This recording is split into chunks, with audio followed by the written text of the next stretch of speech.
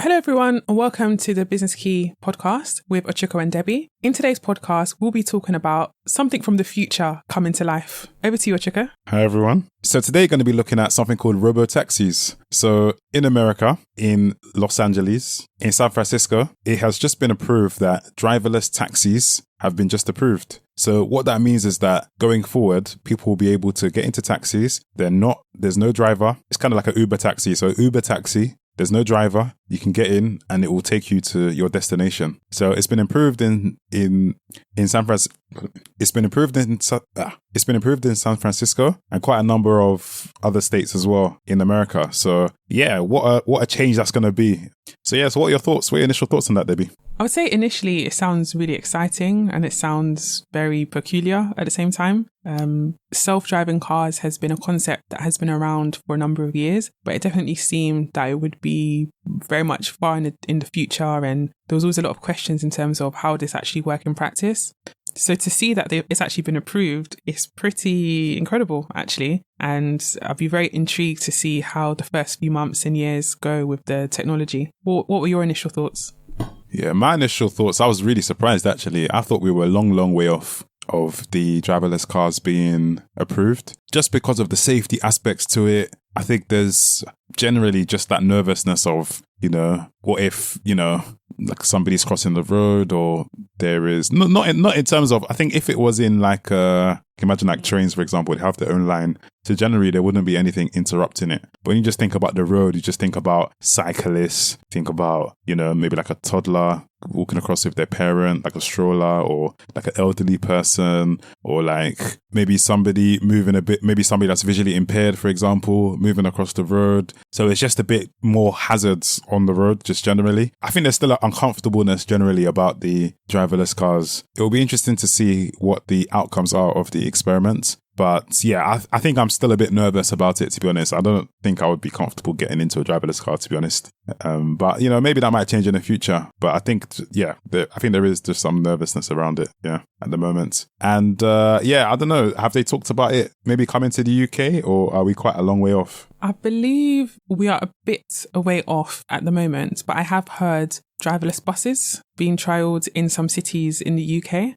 So perhaps not taxis yet, but perhaps some buses. And I do agree with you. If the driverless cars had their own routes, or kind of like how trams are on the road, but they are on a line. They're on a set line, which means they're a little bit safer, and they have sort of like a bell system as they're coming forward, so that it will alert passers-by that a tram is on its way. So if self-driving cars or buses were on that sort of same safety mechanism, I think that would make people feel a bit more relaxed. Whereas, if it's a taxi, you can go anywhere. It can be a bit dangerous, not just for pedestrians, but also for other drivers. Also, accidents unfortunately do happen all the time with drivers at the wheel. So it could be interesting to see what can happen with regards to the technology. But again, I do think it's quite exciting that it's come to fruition. I think this past year has been quite incredible in terms of technology and innovation, how quickly things have advanced. And I think sort of broadening it out a little bit, it just goes to show that at this moment in time, we have to really think about innovation as being core to business, and it has the ability to really change things. So what do you think some of the impacts will be of this technology if it is successful? What do you think some of the wide-ranging consequences could be for businesses and the taxi industry? Well, just generally, of course, you can imagine Uber drivers, like there's a lot of Uber drivers that are benefiting from the Uber system at the moment, or just like people using boats as well. So unfortunately, that will almost inevitably mean, less workers in that field. So, unfortunately, when that one gets introduced. So that will be quite hard on them. I wonder if maybe that might impact fares though. Perhaps they might make that cheaper because it's driverless. You don't have to pay a driver. So I wonder if that might reduce the fares initially anyway, to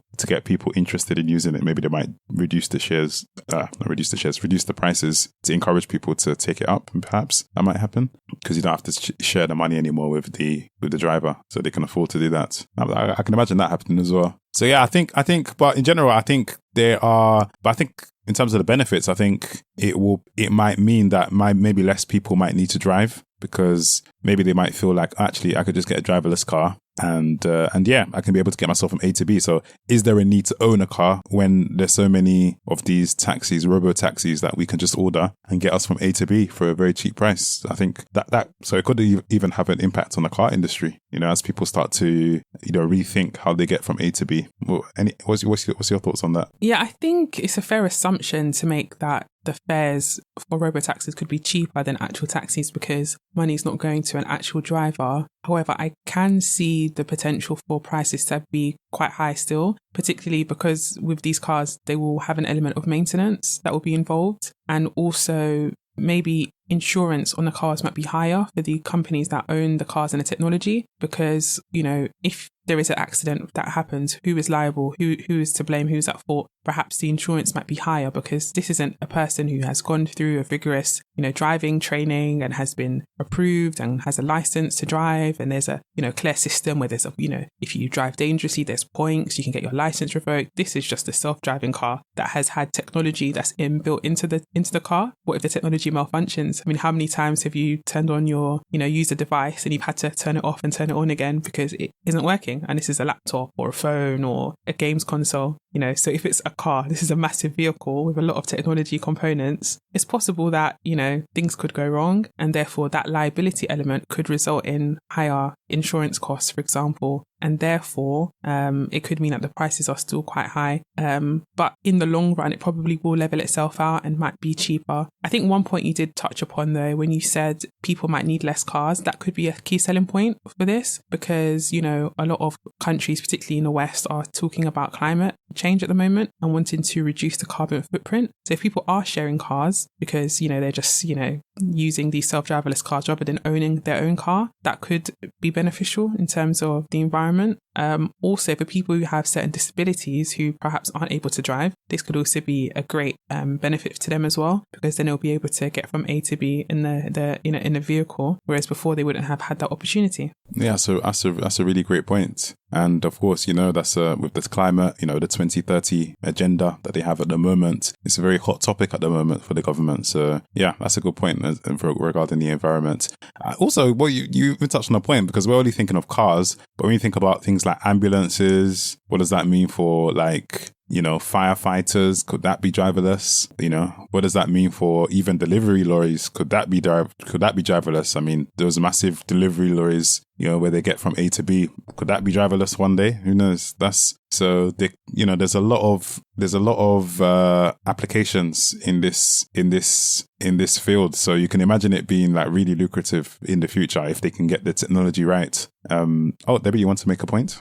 Yeah, and actually, if you think about other industries, think about aviation, most flights, if not all, have an autopilot feature, which is where that term comes from. I know a lot of cars have a autopilot feature now, or cruise control feature, where people can essentially hand over control of the car to the car itself and enable it to drive. And that autopilot feature is standard, I believe, in aviation. It's not a novelty. Of course, there are still pilots and co-pilots in case maybe I think they perhaps land the plane and help with the plane ascend. And if there is an emergency, they can also take action. But for the most part, also with trains as well, you mentioned trains too, most trains and tubes are automated as well. So the technology clearly in some format is out there. And it is definitely seen to help in certain industries. It's just that cars have not come on board, perhaps because, like you said, there isn't those defined lane, like a self-driving car has to stick to this lane. But it definitely seems as though the technology is probably here to stay. It will just be developed over time, and maybe for now,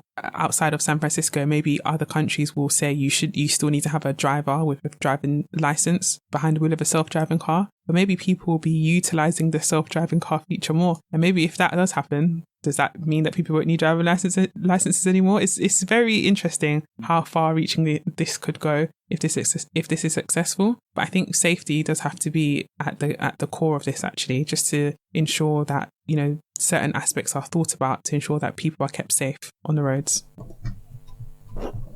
Yeah, it's a good point you're making there actually about in terms of the applications that they're using already, like, like you mentioned about the airlines and so on, but even cars in particular. So for example, like the cruise control you mentioned already, but also like things like parking assist. You can like press a button now on a lot of the newer cars and it can park itself. There's usually sensors at the camera and cameras at the front and the back, so it can alert you how close you are to the car in front and the car in behind. So there are so they are kind of testing some of the features that would go on driverless cars. They are actually already testing it already, along with like Tesla, of course, as well. Yeah. Oh, Debbie, you want to make a point? Yeah, it's interesting because if you think, for example, let's say person A passes their driving test when they're 20, they're now 40, and for the last 10 years, they've been using cars with, the latest technology that, makes a noise when they're next to someone that, like you said, it can park for them. There is no retesting of people. People are presumed that, with time, they become better drivers, but actually technology has become a real assist. So perhaps certain techniques that people could do or needed to do to pass their test, they may not be able to do now without the assistance of technology. So if that's the case and that's the norm and that is seen as fine, what's the issue with, technology having more of an input going forward in the future? Yeah, it's a good point. I think definitely we want, technology to have more of an input. I think generally speaking, it's technology in general, they usually find a way for it to help us. If you think about the windows, for example, in a car, before you had to get the wind down one, so you have to, wind it manually, whereas now you just press the button and boop, it's up, or press the button, boop, it's down, or like back in the day, you had to get like a key and manually open it, whereas now you can just press a button and, the door opens up by itself. So yeah, there's definitely things that can, technology that can make our life easier. I think the big nervousness is just the safety element and who's liable, like you were saying earlier, and who's at fault and so on. So yeah, it'll be interesting to see what the outcome is of these tests and where it goes to. Because I suppose normally when they want to bring in, if they were to bring it to the UK, for example, usually what they'll do is look at what happened in other countries, look at how that went. So I'm sure countries like UK and other countries in Europe, I'm sure, are looking very closely at what's happening in America and seeing, we'll be interested in seeing how that goes to see if perhaps they might implement it in the future. So in over here, it could be like another money making opportunity. So yeah, so it remains to be seen what happens with that. So Debbie, you mentioned this thing about jaywalk. Could you explain what that is? Jaywalking? Could you explain what that is, please? Yes, I believe in some US states in America, there is a concept called jaywalking, which is a crime. And essentially, it's crossing the road when you're not at a crossing point. So this could be, as in the UK, we have zebra crossings and we have pelican crossing, the traffic lights. In the UK, you could just cross the road whenever, even if a car is coming, just cross the road if you want to, at your own risk. Whereas in some states in the US, it's actually a crime to do that, to cross the road when it's not at a crossing point. And, people really do get in trouble for something like this. It's not like a minor infraction. People can... Sorry, just to interject. What do you mean it's a crime to cross the road? Like, could you explain that one a bit more? Like, crime to cross the road. How can crossing the road be a crime? So in some states, I believe, you are only permitted as a pedestrian to cross the road at a crossing point. If you cross the road just at, on the side of the pavement, you notice a gap and you decide to cross across it, and it's not an official crossing point, it's against the law. So the law is that you cannot do this. And it could be because maybe in these states they have high speed intersections. And for example, it could be things of that nature where it could cause safety issues for drivers if they happen to watch out for people randomly running across the road or, crossing the road at a random's notice. So it probably is for safety, but it's actually a crime. You can get in trouble with the police. And if the police do catch you, you can face prosecution as a result. So what I was thinking was that with some states having those laws in the US, that could make self-driving cars safer, because one of the concerns is, if people are wandering across the road or running across the road and a self-driving car does not see that person, it could cause an accident or issues. But if it's against the law and people have it instilled in their mind that this is not something that they should do, particularly if you then give also warnings that there are self-driving cars, which may not start, it could help reduce the safety risk, because there's going to be less chances that people will just randomly walk across the road. Of course, it will still happen because people do break the law, but it will potentially happen less. So I think that could also be another reason, if San Francisco does have that jaywalking law, why they are happy to implement the trial period with regards to the self-driving cars, the robocars, robotaxis, whereas in the UK, for example, we do not have laws against jaywalking, which could pose more of a risk, and it could mean that it could be more of a challenge to implement something like robotaxis into the UK.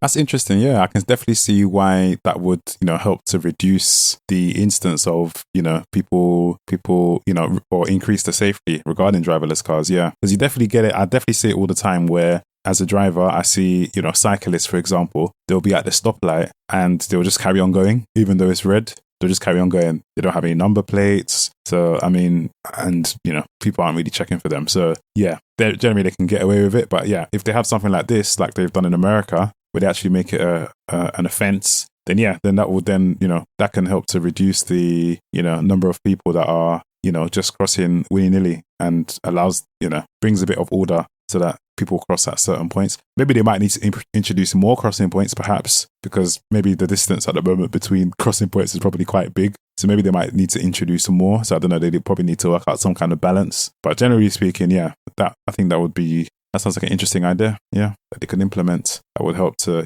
improve the safety, which is what we all want. So yeah, that one makes sense. Any last closing comments on this topic, or? Yeah, I would just say in general, the lesson to be learned or taken to the business key to take away from this is, don't be scared of innovation, but also know that innovation is here to stay. So in your own business or in your work, think about how it can help you.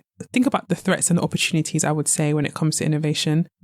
If there are elements that can help employers ultimately save money, I believe that they will go for it. And innovation and technology tends to be one of the ways to do that. So I think rather than fighting against that, try to learn as much as you can, maybe be an expert yourself when it comes to that innovating factor of a business. But yeah, you can just see how it can revolutionize an industry, or revolutionize what is considered the norm or the status quo. So I would just say, that the business key is just to bear that in mind in your own endeavors going forward. Yeah, fantastic point, Debbie. And also, I would just also add to that in terms of testing. I always say test. So there's a new technology, a new technology, a new innovation. Test it first, like as they're doing, testing it from a controlled environment. See how it does, before you then jump in fully. So kind of dip your toe in first before you jump in fully. So that the outcomes are more, if the outcome isn't as you're expecting, at least you can stand a bigger chance of getting it right when you do like when you fully jump into it. So yeah, thank you for joining us today. Let us know what your thoughts are on robotaxis, on driverless technology. Would you enter a taxi that's driverless? How do you see the driverless market going in the future? Let us know. Follow us on social media, and we'll see you next time. So that's it for me. Bye. Take care.